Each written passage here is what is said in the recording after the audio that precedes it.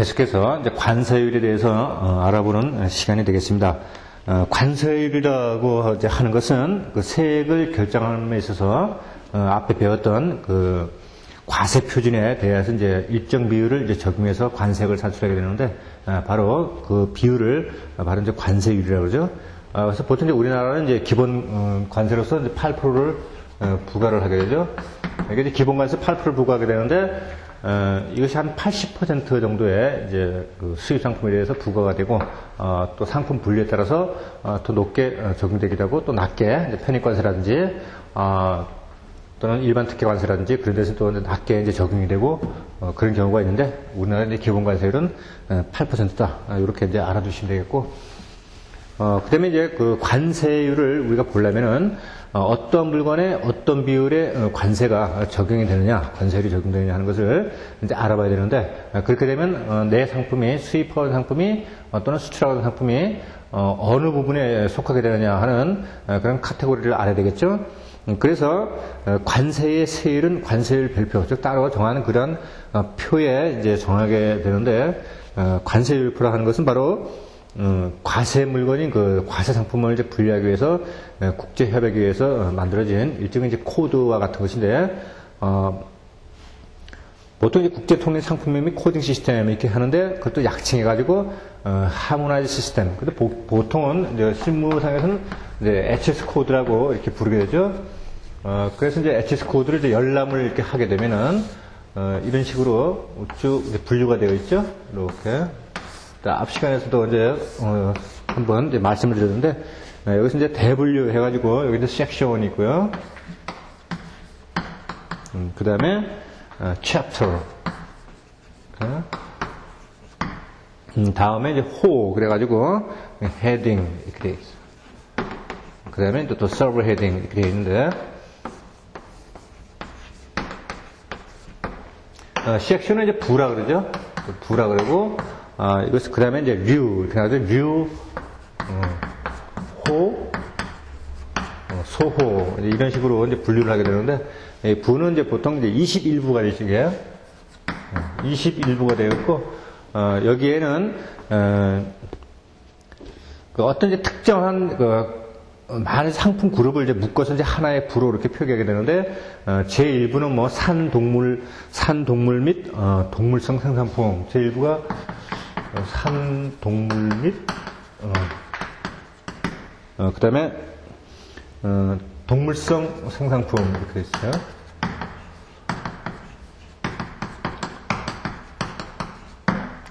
그래서 이제 뭐 코끼리라든지 호랑이라든지 뭐 노루라든지 뭐 이런 것들 소라든지 말이라든지 이제 그런 것 살아있는 생물이 여기에 해당되고 그다음에 동물성 생산품이라는 것은 바로 그것에 의해서 이제 채취하게 되는 어떤 물품들 뭐 가죽이라든지 뭐 뿔이라든지 이런 것들이 여기에 해당되는데 이런 식으로 전체 큰 그룹을 묶어서 하나의 이제 부로 이렇게 분류를 해놨죠. 그것이 바로 이제 21부가 되는 것이고 그것에 따라서 이렇게 나누게 되죠. 0102 그 다음에 이제 그 세 분류로 나누는 것 따라서 또 다시 또 뭐 01이라든지 또 기타 이제 정해진 어떤 번호가 되는 것이죠.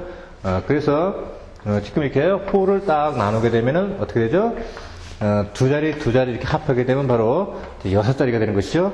이 6자리의 HS 코드는 바로 이제 국제 공통입니다.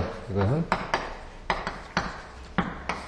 이 WTO에 가입되어 있는 나라들이 이제 적용하는 바로 이제 국제 표준이다. 이렇게 이해를 하시면 되겠고, 그래서 이제 그 내가 수입하는 상품이 이것이 어떤 그 수입 금지 품목이라든지 또는 수입 제한 품목이라든지 또는 어떠한 율의 관세율을 적용받을 것인가. 이제 그것을 이제 알기 위해서는 먼저 내가 수입 상품을 선정을 하고 그것이 어디에 해당되는가 하는 것을 일단 이제 조회를 해봐야 되겠죠. 그래서 조회를 해보게 되면은 여기에 이제 일부다. 그러면 여기에 이제 소가 이렇게 뭐 들어가게 된다. 그렇게 되면 또 류에서는 또 소에서도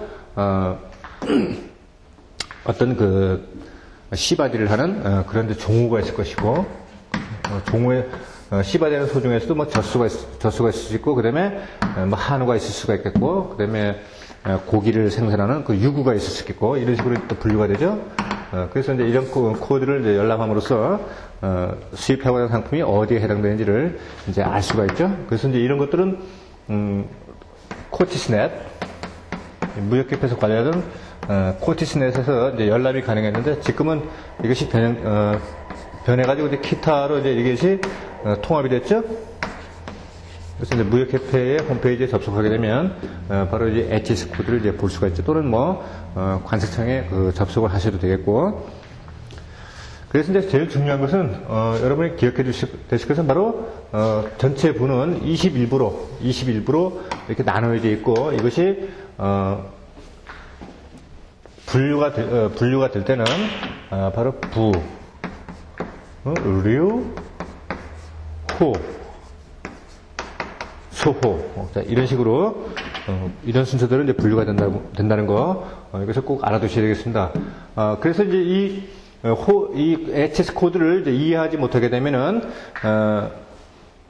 어떻게 그 수출 전략에서 상당히 그 차질이 빚을 수가 있는데 예를 들면은 양복, 그러니까 완전히 완성이 된 그런 양복을 수입하는 거하고 그 양복을 만드는 양복제하고는 어떻습니까? 다른 관세가 이제 적용될 수 있단 말이에요. 그리고 이제 외화협동령 원리로서 양복지가 이제 수입이 된다. 그러면 그 양복지를 가지고 가공을 해가지고 또 수출을 하게 된다. 그런데 그것이 외화협동령 원리가 되는 것이죠. 그렇게 되면 또 이제 감세가 또 되고요. 빨리 이제 그러한 것들에 대해서 잘 이해를 하고 있어야지만이 수출입 전략에 있어서 큰 도움이 되겠다. 그래서 이제 실무에서도 제가 이제 직장인들한테 강의를 하다 보면은 자기가 취급하는 그러한 물건이 나중에 이제 관세 환급이 되는지도 그것조차도 모르고 있는 분들이 꽤 있었습니다. 그래서 나중에 이제 강의를 듣고 나서야 그것을 이제 관세청에 이제 요청을 해가지고 나중에 이제 관세 환급을 이제 받게 되는 그런 경우를 보게 되는데, 관세 환급이라는 것은 그 관세 환급 해당자가 그 관세 환급을 요청하지 않으면은 그 관세 환급을 받을 수가 없습니다. 그래서 보통 이러한 것들을 전부 다 이제 관세사에게 이제 이름을 해가지고 업무를 처리하게 되는데, 또 관세사분들이 이제 하시는 것도 역시 기재되어 있는 그러한 문서를 가지고 판단하기 때문에 물론 이제 일을 열심히 하시는 관세사분들은 이러한 내용을 훤히 알고 해당자에게 관세 환급이 될 수 있다는 것을 이제 알려주는 그런 분들도 있지만 또 그렇지 않은 또 관세사분들 굉장히 많습니다. 그래서 이러한 것들은 이제 스스로 챙기셔야 되겠다.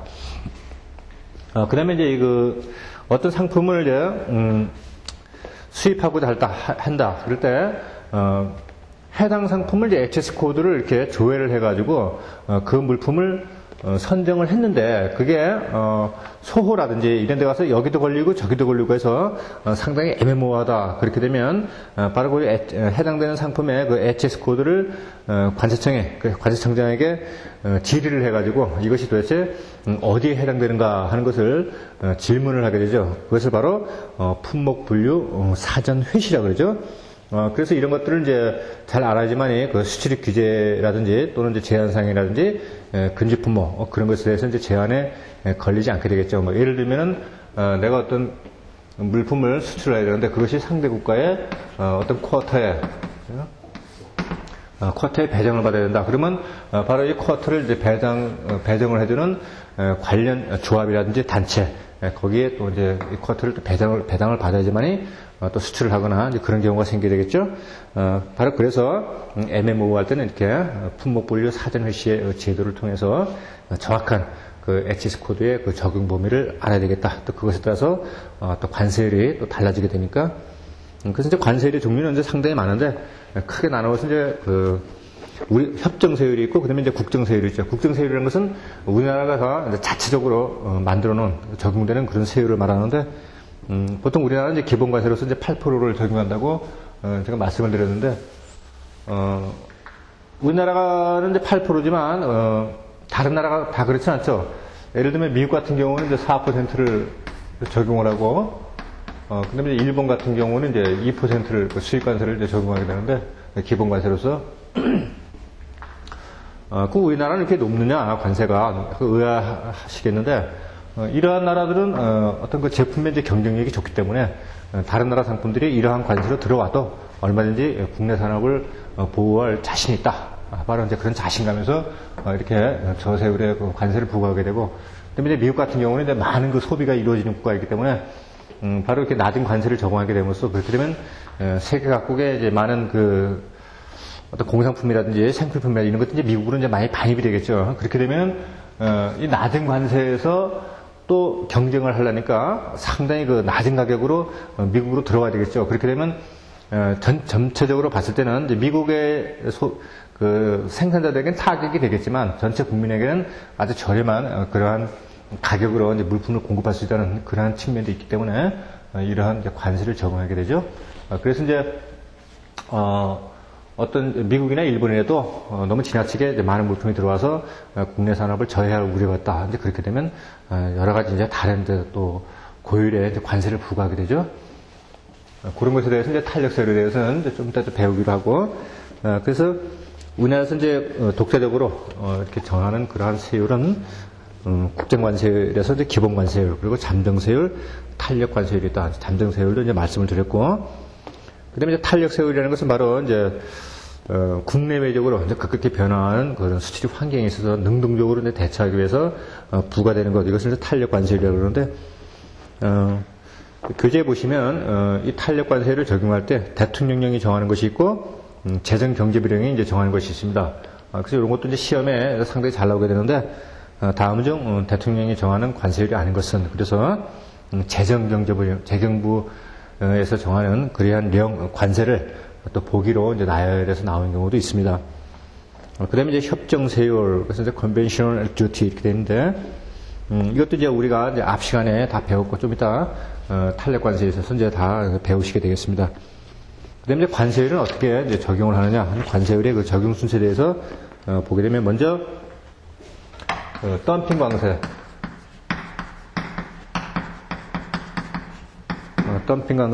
덤핑 방지 관세, 발음이 잘 안 되네요. 덤핑 방지 관세가 있고, 그 다음에 이제 보복 관세인데,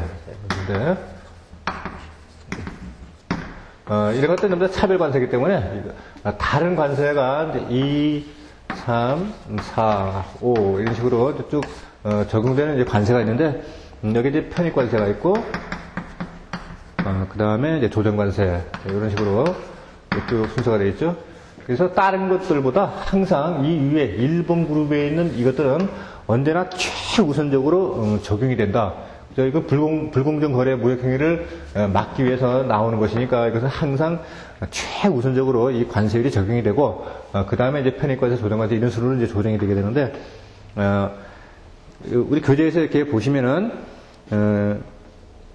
상기 2번의 경우, 편입관세에 해당되는 것, 편입관세와 국제협력관세, 이런 경우는 하위 순위보다 낮은 경우에 하나요, 우선 적용된다. 그래서 이 말은 무슨 말이냐면은, 수입되는 물품에 편입관세를 적용을 해보니, 뭐 편입관세를 만약에 뭐 2%다라고 이렇게 적용을 해보니까 이것이 편입관세가 조정관세보다 낮게 나오더라. 뭐 조정관세가 만약에 뭐 3%가 되더라. 그래서 이렇게 될 경우는 항상 이것이 낮은 순서로, 낮은 세율 우선.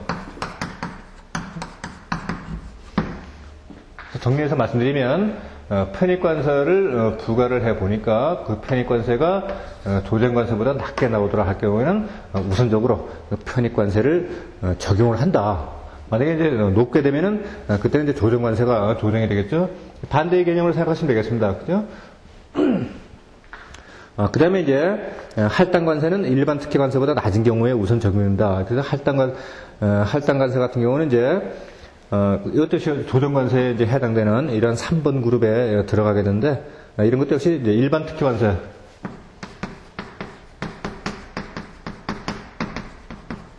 이것도 이제 마찬가지가 되겠죠. 지금 이 조정관세를 이제 부과를 해보니까 일반 특혜관세보다 또 낮더라. 만약에 2%가 되더라. 그렇게 되면 이것은 일반 특혜관세가 또 우선 적용된다. 이렇게 이해를 하시면 되겠습니다. 그리고 항상 기본적으로 잠정세율은 기본세율보다 우선 적용된다.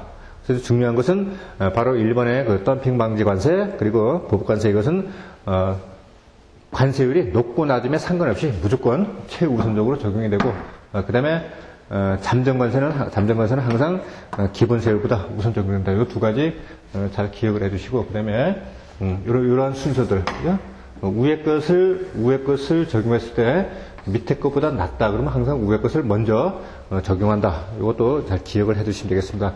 이것도 역시 매회 빠지지 않고 꼭 출제되는 그런 중요한 부분이니까 꼭 외워주시기 바랍니다. 1번 그룹, 2번 그룹, 3번 그룹에 어떤 것이 해당되는지 반드시 외워주셔야 되겠습니다. 다음에 이제 간이세요를 우리 알아볼 시간인데, 만약에 이제 그 해외여행을 갔던 그 여행자가 다시 이제 한국으로 입국을 할 때는 많은 그 선물이라든지 기타 기념품 같은 걸 이제 사갖고 들어오게 되겠죠. 그래서 뭐 A 상품, B 상품, C 상품, D 상품에서 여러 가지를 이제 물건을 갖고 왔는데 이 각각의 물건이 다른 관세율이 이렇게 적용이 된단 말이에요. 어떤 것은 뭐 기본 관세 8% 무는 게 있고 어떤 거는 낮은 것도 있고 어떤 건 또 높은 것도 있고 바로 이랬을 경우에 이것은 이제 관세를 우리가 세액을 부과할 때는 기본 관세율 8% 이외에도 뭐 주세라든지 교육세라든지 그 다음에 이제 특별소비세, 부가가치세 이런 것들이 이제 다 같이 합산돼서 이제 부과가 된단 말이에요. 그래서 전체적으로 우리 이제 기본 관세가 이제 8%인데 여기에 부가가치세, 그 다음에 뭐 특별소비세, 그 다음에 뭐 주세, 교육세 자, 이런 것들이 전부 다 이렇게 더해지면 보통 한 19.8%인가요? 한 이 정도가 나와요. 그래서 반원을 해가지고 보통 이것은 이제 그 20%가 되는데, 그래서 예를 들면 여러분들이 이제 만약에 100만 원어치의 물품을 이제 수입해가지고 한국으로 들어온다. 그렇게 되면 거기에 이제 20% 관세가 붙어가지고 이제 120만 원 가까이 그렇게 세액이 이제 결정이 되게 되는 것이죠. 그래서 이렇게 각각의 관세율이 적용되는 이러한 물품에 대해서 이것을 하나하나 전부 다 이런 것들을 계산해서 하게 되면은 상당히 번거롭고 그다음에 시간도 많이 걸리게 되겠죠. 어차피 이제 그 입국하는 그 사람도 굉장히 많고 그러니까 이것을 세 건의 그 입국장에서 하나하나 전부 다 계산해서 적용하게 되면 상당한 그 불편이 초래가 되겠죠. 그래서 바로 이런 것들 기본 이거 여행자 휴대폰 말고 정상적으로 수입되는 물품에 부과되는 기본 관세요. 그리고 이걸 딱 다 더해서 해보니까 통상적으로 20%가 나오더라. 그래서 이렇게 다른 물품에 대해서 20%의 관세를 일률적으로 다 적용을 해가지고 관세액을 부과하는 것, 그것이 바로 간이세율이 되겠습니다. 그래서 우리나라 같은 경우는 이제 100불 이하는 달러로 계산했을 때 이제 100달러 이하의 물건은 관세율을 적용하지 않고 그냥 통과가 되죠.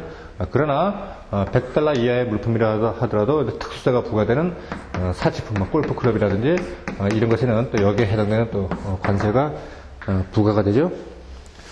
자, 그 다음에 그럼 이제 관이세율의 그 적용 대상 물품은 뭐냐? 그래서 조금 전에 말씀드린 대로 여행자 또는 외국에 왕래하는 이제 운수기관의 승무원이 휴대에 수입하는 물품, 뭐 여행객이라든지 그 비행기의 어떤 조종사라든지 승무원이라든지 이런 분들이 이제 반입하는 그러한 물건들 여기에 다 해당되고, 그 다음에 우편으로 오는 물건들도 역시 여기에 다 해당이 된다. 그 다음에 이제 탁성품이 이제 별성품인데, 탁성품은 이제 뭐 이삿짐이라든지 거기에 실려서 오는 그런 물품들이 여기에 해당되겠고, 그 다음에 별성품이라는 게 있죠. 별성품이라는 건 이제 이런 케이스예요. 내가 이제 태국에 여행을 가가지고 굉장히 이제 많은 그 기념품을 샀단 말이에요. 근데 이 기념품을 계속 가지고 다른 이제 태국에 들렸다가 뭐 베트남도 들렸다가 여러 나라 이렇게 들려야 되는데 이 기념품을 다 들고 다니기가 이제 곤란하겠죠.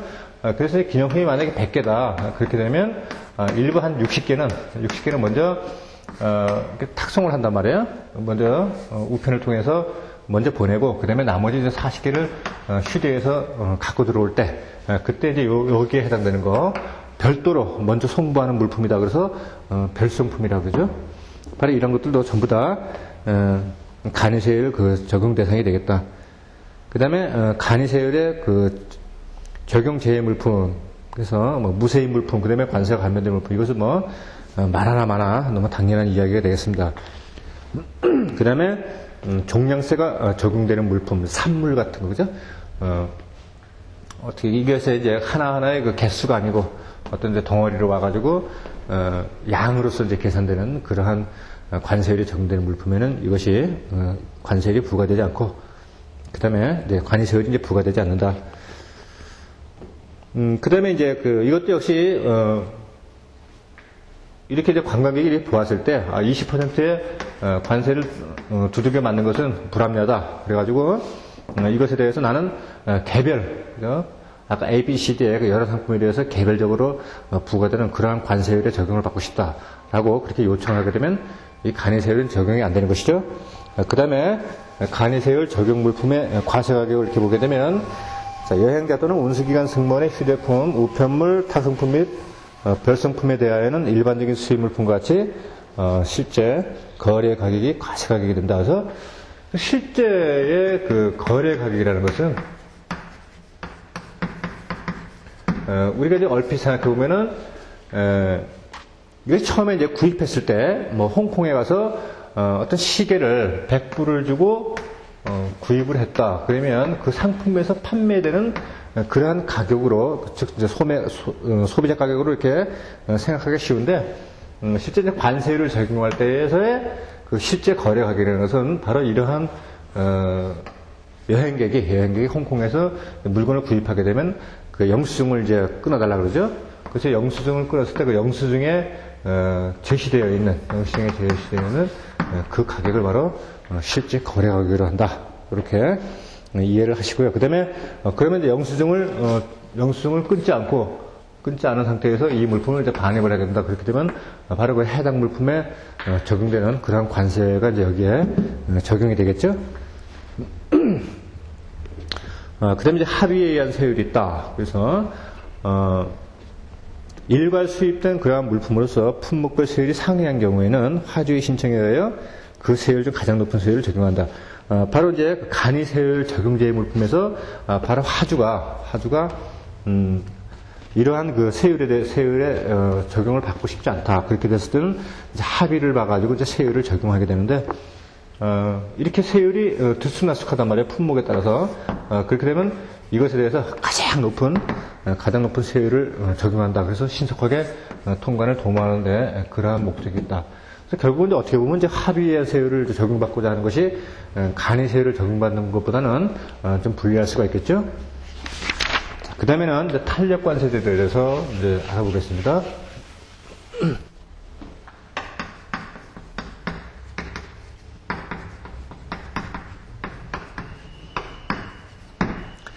탄력 관세제에 대해서 Flexible Tariff System 이렇게 되는데, 이 탄력 관세는 그 조세 법률주의에 따라서 이제 그 입법 사항으로서 이제 결정이 되는 것인데, 어떤 이제 기본 관세를 벗어나서 국내 산업을 보호한다든지 어떤 국제적인 무역 환경이 급속도로 변화해서 그것에 대해서 능동적으로 대처하기 위해서 별도로 부과되는 것이 바로 탄력 관세가 되겠습니다. 그래서 가장 대표적인 게 덤핑 방지 관세가 되는데 안티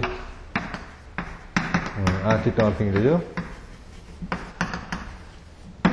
자, 이것은 외국에 있는 생산자가 실제의 그 판매되는 거래 가격보다 훨씬 낮은 가격으로 수출을 해가지고 수입국의 어떤 그 생산자에게 심각한 그 타격을 입힐 때 그때 이제 별도로 부과되는 것이 바로 덤핑 방지 관세가 되겠습니다.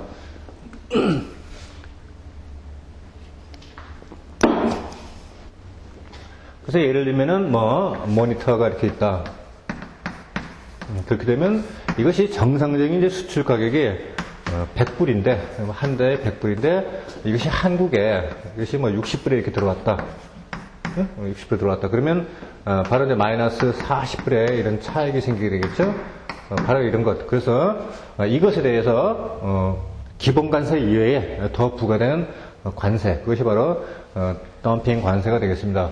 근데 덤핑 관세를 우리가 이제 계산을 할 때는, 얼핏 생각하기에는, 원래 정상 가격인 100불에서 나머지 마이너스 40불, 이 차액에 대해서, 덤핑 방지 관세를 부과하는 것이 아니고, 그렇게 생각할 것 같지만 아니고, 바로 전체 금액에다가 이 부과를 하게 된다. 그게 무슨 얘기냐면은, 처음에, 지금 60불로 이렇게, 물품이 들어왔단 말이에요. 그러면, 여기다가, 이거, 덤핑 방지 관세. 덤핑 방지 관세를 이제 계산하는 것은, 여기는 이제 기본 관세율.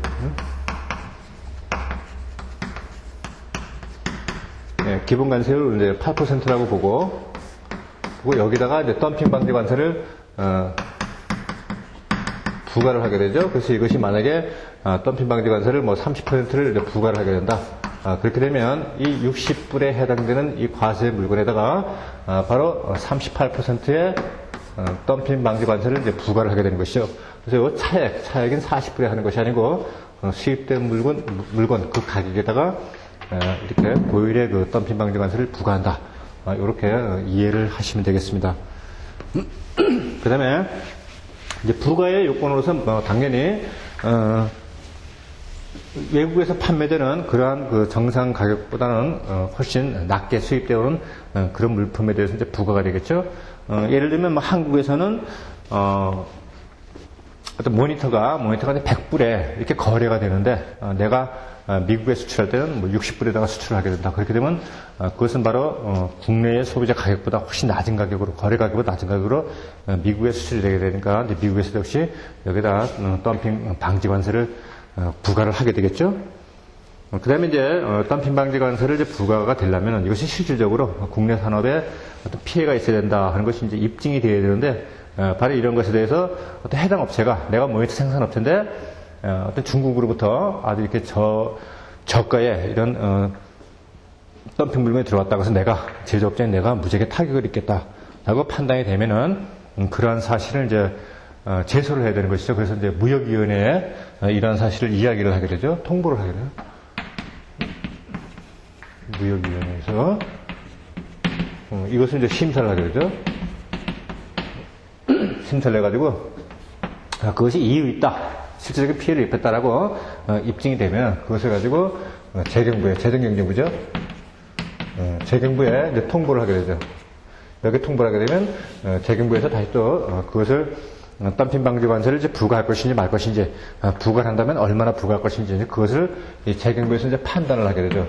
그래서 무역위원회에서 그러한 사실이 입증이 된다라고 판단해서 그러한 사실을 재경부에 통보한다고 해서 재경부에서 꼭 그것을 받아들여 가지고 바로 덤핑 방지 관세를 이제 부과하거나 그렇지 않습니다. 때로는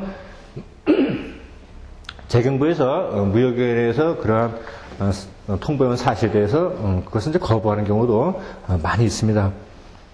그 다음에 이제 보복관세가 있다. 그래서 보복관세라는 것은 쉽게 말해서 이제 우리나라의 어떤 그 모니터가 미국으로 수출되었는데 원래는 이제 미국에서 4%를 이렇게 관세를 부과를 해야 되는데 여기다가 뭐 24%를 부과를 했다. 이렇게 되면 이제 우리나라 상품에 대해서 이제 차별을 하는 것이죠. 그래서 거꾸로 이제 미국에서 뭐 수입되어 오는 뭐 어떤 것이 좋을까요?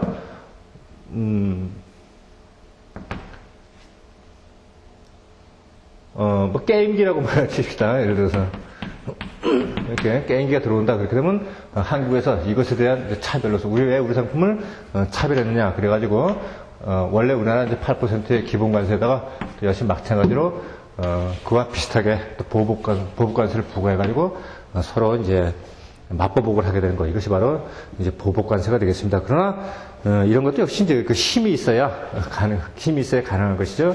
우리나라가 뭐 이런 것을 당했다 하더라도 실제로 이제 미국 상품이나 이런 데서 보복관세를 이제 부과하기는 좀 힘들죠. 역시 이런 것들도 이제 국제사회에서 어떤 그 한 나라의 그 경제적인 힘, 그런 파워가 많이 이제 적용되는 것이라고 하겠습니다. 그 다음에 이제 긴급관세. 긴급관세는 이제 특정 물품의 수입 증가로 인해서 동종 물품 또는 직접적인 경쟁 관계 있는 물품을 생산하는 국내 산업이 심각한 피해를 입을 경우에 이제 부과가 되게 되는데, 갑자기 뭐 중국으로부터 어떤 뭐 아주 그 값싼 그 인삼이 뭐 대량으로 들어온다든지 또 마늘이나 깨 이런 것들이 아주 그 국내에서 소비하는 그러한 필요량보다 더 많이 들어와가지고 들어오게 되면 이제 가격이 확 내려가게 되겠죠. 그렇게 저가로 들어와가지고 그럴 경우에 우리나라의 그 농가가 상당히 그 피해를 입게 되겠죠. 근데 그럴 때 바로 적정한 이러한 긴급관세를 이제 부과함으로써 바로 이제 그러한 이제 균형을 바로잡고자 할 때 그때 이제 부과가 되는 것이죠. 그래서 이 긴급관세는 이제 WTO에서도 일정 부분은 이렇게 인정을 하고 있는 이러한 긴급조치 중에 하나인데 중요한 것은 바로 긴급관세의 부과는 4년을 넘어갈 수가 없다. 4년을. 긴급관세는 4년을 초과할 수 없다. 이것이 이제 키포인트가 되겠고, 하나 더, 이제 이러한 긴급관세가 여러 가지 이제 할당관세, 탄력관세 제도에 있어서 WTO에서 인정하는 그러한 제도는 바로 이 긴급관세가 되겠다. 여러 가지 이런 관세들을 각국에서 자율적으로 막 부과를 하는 것이 너무나도 방치가 되게 되면 그것 역시 국제 교역 환경에 있어서는 상당히 저해 요소가 되겠죠. 그래서 WTO에서도 어느 일정 부분에 대해서 이제 제한을 가하게 되는데 바로 이 긴급관세는 WTO에서도 인정하는 그런 긴급조치 중에 하나다. 이렇게 이해를 해주시면 되겠습니다.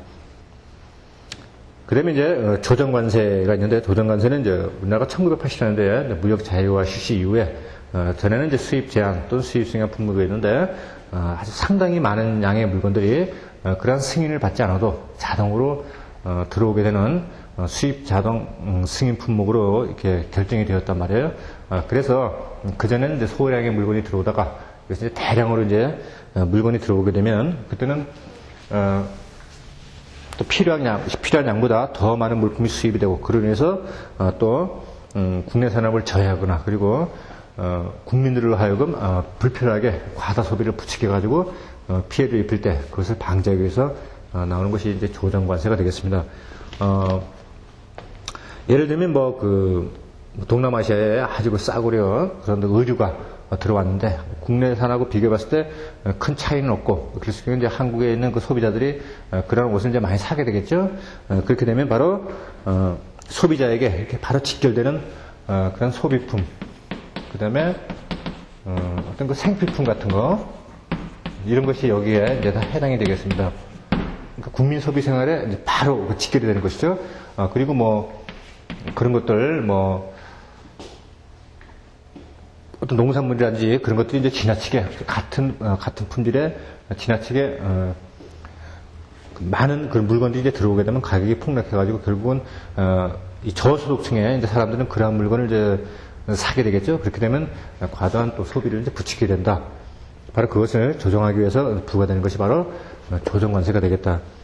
그 다음에 이제 상계관세라는 것은 수출국에서 제조, 생산 또는 수출에 관하여 직간접적으로 보조금, 장려금을 받은 물품이 수입되어 국내 산업이 실질적인 피해를 받거나 그러한 우려가 있을 때 부과되는 것, 그것이 바로 상계관세가 되는데, 예를 들면 이제 이런 거죠.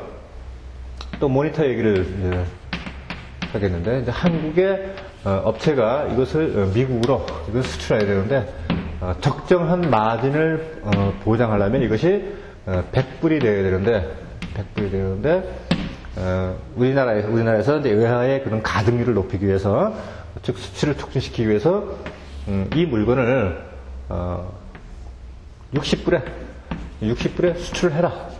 그러면 나머지 네가 손해보는 그 40불은 바로 정부나 어떤 단체가 그것을 보조를 해주겠다. 그렇게 되면 60불에 수출은 되지만 사실은 이 업체가 받는 것은 100불을 다 받게 되는 것이죠. 그렇게 되면 결국은 그것은 정부나 단체에서 보조해준 그러한 보조금을 받은 그러한 물품이 미국으로 들어오게 되면 결국은 미국의 상품도 가격 경쟁력을 상실하게 되겠죠. 바로 그래서 이러한 것들, 어떤 그 수출국에서 제조하고 생산하는 그러한 물품에 대해서 정부라든지 그것이 단체라든지 직접적이든 간접적이든 그렇게 보조금, 장려금을 받은 그러한 물품에 대해서는 바로 상계관세를 이제 부과하게 된다.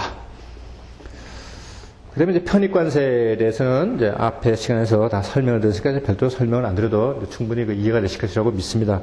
그 다음에 이제 계절관세. 우리나라에서는 실제로는 이제 적용이 되지 않는데, 그럼 계절관세는 이제 어디에 해당이 되냐면, 예를 들면, 제주도의 귤이라고 우리가,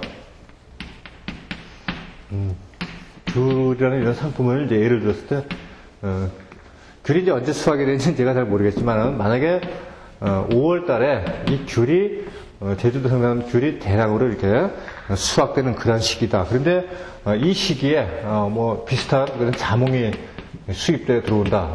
많이 수입돼 들어온다. 그러면 제주도의 귤 농가에 상당한 그 타격을 입히게 되겠죠. 그래서 이러한 계절에 수입돼 들어오는 동종 물품에 대해서 일정 기간 동안 그 계절에 이제 관세를 부과하게 되는 것, 그것이 바로 계절 이제 관세가 되고, 이것은 이제 명목상의 그런 것이고, 실질적으로는 우리나라에서는 적용이 되지 않는다. 그래서 이제 시험에서는 이제 탄력 관세제도 중에서 우리나라에서 적용되지 않는 것은 무엇인가 해서 이제 계절 관세를 선택하는 그런 문제가 이제 출제가 될 수도 있겠죠. 다음에 이제 할당 관세에서 할당 관세라는 것은 만약에 미국에서 물품을 수입할 때 어떤 쿼터에서 수입될 때 100개까지는 허용을 하는데, 이것이 만약에 이것이 초과돼서 150개다 그러면 바로 그 물량을 초과한 부분만큼 거기에 대해서 관세를 별도로 부과하고, 그러니까 이제 여기서 이제 그 일정량의 이런 그 100개의 범위 내에서 오게 되면 사전에 매도된 그러한 관세를 적용해서 저세율의 그런 관세를 부과하고, 그다음에 이것이 수량이 초과돼서 오게 될 때는 그때는 고세율의 관세를 적용하는 것. 그래서 이제 어떤 그 수량을 이제 조절할 그런 목적으로 부과되는 것이 바로 이제 할당 관세, 다른 말로는 바로 이중 관세율 제도가 되겠습니다. 그 다음에 이제 특정국 물품 긴급관세라는 것인데, 이것은 이제 그전에 없던 건데, 바로 중국이 2004년도인가요? 그때 이제 WTO에 가입을 하게 됨으로써 중국을 사실 이제 견제하기 위해서 나온 그런 관세가 바로 특정국 물품 긴급관세가 되겠습니다. 중국이 이제 WTO에 가입을 하게 됨으로써 많은 나라하고 이제 무역협정을 맺게 되고, 그렇게 되면서 중국의 물건이 이제 세계 각국으로 이제 수출이 되게 되는데, 여러분도 다 아시다시피 중국에는 값싼 노동력을 기반으로 해서 강력한 그 가격 경쟁력을 가지고 있단 말이에요. 그런 물품들이 전 세계로 물밀듯이 들어가게 되면 그 해당 국가에 대한 상당한 그 피해가 있을 수 있겠죠. 바로 그래서 이제 중국을 겨냥을 해서 이렇게 나온 것인데, 이 중국이 처음에 이제 WTO에 가입을 할 때 바로 이러한 그 특정국 물품 관세를 부과받는다는 그러한 전제 조건으로 승인하고 그 받아들인다는 조건으로 이 중국이 이제 WTO에 가입을 하게 됨으로써 생긴 이 관세 제도가 바로 특정 물품 긴급 관세가 되겠습니다. 그래서 긴급 관세의 부과 대상 국가는 이제 물품에 제한이 없다. 그러니까 중국에서 나오는 물품에 대해서는 이것을 이제 다 부과할 수 있다. 그리고 이 긴급관세는 이제 앞에서도 얘기했지만 이제 4년의 범위를 초과할 수 없는 것이 이제 긴급관세인데, 이 특정 물품 긴급관세는 이러한 이제 제한이 없다. 그러나 이 제도에 적용 가능 기간은 중국이 WTO에 가입한 날로부터 12년간, 즉 2013년 12월 10일까지가 바로 부과 기간이 되겠다. 이것도 시험에서 이제 출제된 적은 14회까지는 출제된 적이 없었는데, 앞으로는 이런 것도 상당히 그 출제될 가능성이 농후한 그런 관세가 되겠습니다. 이 특정 물품 긴급 관세를 이렇게 살펴보면은 우리나라도 이제 이런 것을 발동을 했다가 결국은 이제 중국에 이제 진 그런 사례가 있죠. 그래서 중국에서 마늘이었죠. 마늘이 너무 대량으로 들어오니까 바로 특정 물품 긴급관세를 이제 적용을 해가지고 중국에 수입돼 들어오는 이 마늘에 고율의 관세를 때렸단 말이에요. 그래가지고 이제 중국이 한국산 물품에 대해서 또 보복관세를 부과함으로써 바로 이제 중국하고 이제 한국하고 이제 무역 전쟁이 벌어졌어요. 이게 2003년도인가요? 2003년도로 이제 제가 기획을 하는데, 그래서 결국은 한국이 이제 무릎을 꿇었죠. 그러니까 사실 이제 이런 특정 물품 긴급관세가 있다 하더라도 뭐 중국에게 대들어가지고 이런 고율의 관세를 때릴 수 있는 그런 나라가 글쎄요, 몇 나라나 될까요? 한 뭐 미국 정도가 아마 미국이나 뭐 일본 뭐 그 정도 나라나 뭐 이렇게 할 수 있지. 아마 미국이나 일본도 보면 좀 힘들 거예요, 그죠? 중국이라는 이제 거대한 그 소비 시장이 있기 때문에 그런 소비 시장을 맞상대로 해가지고 이러한 그 무역 전쟁을 일으킬 만한 그런 힘이 과연 있겠는가? 그래서 꼭 꼬집어서 얘기하면 뭐 한 미국 정도가 중국에 이제 맞상대가 되고, 기타 다른 나라들은 어차피 중국에 많은 우리나라 같이 중국에 아주 대량의 물품을 수출을 하고 또 수입을 해야 되는 그러한 수출 의존도가 심한 나라에서는 사실 이러한 그 관세를 부과해서 같이 맞상대하기에는 조금 현실적으로는 어렵지 않나 이렇게 생각이 됩니다.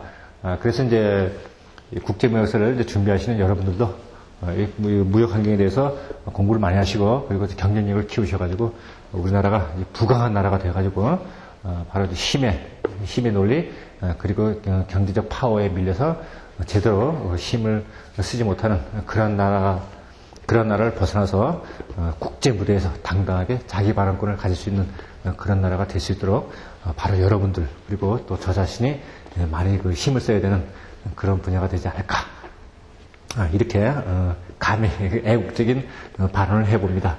자, 여러분 수업 듣는다고 수고 많이 하시고요. 저는 또 다음 강의에서 또 만나 뵙겠습니다. 고맙습니다.